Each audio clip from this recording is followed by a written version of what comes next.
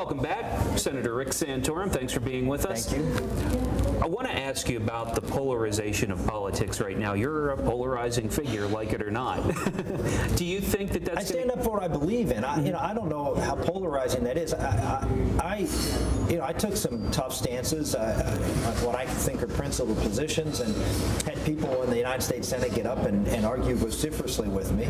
But after the debate, I was able to go over and talk to them, and work with them on things that maybe we had agreements on. I think there's nothing wrong. In fact, it is essential in any society to have heated debates. Why? Because people have very different views of how the world's supposed to look and what they'd like to see done.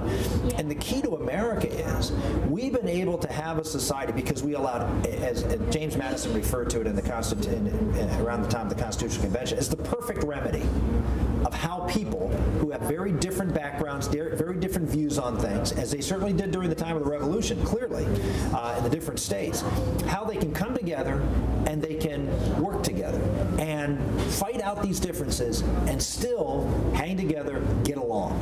That's what makes America different. It's not that we don't have differences. It's not that there aren't polar opposites, but that the polar opposites can come together and feel that because they're allowed at the table, because everyone's allowed in, everyone can voice their opinion, everybody gets a shot at deciding which way we go, then you can leave after the debate's held and say, you know what, I had a fair shot.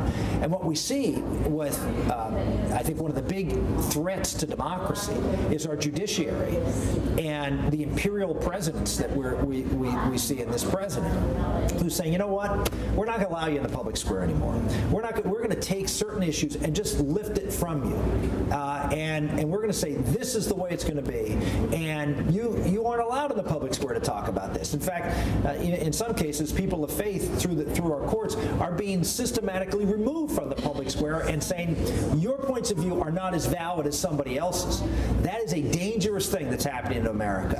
And so, am I polarizing? You bet, because I'm going to fight to make sure that everybody, whether I agree with them or don't agree with them, has a chance at having an impact on the policies of this country.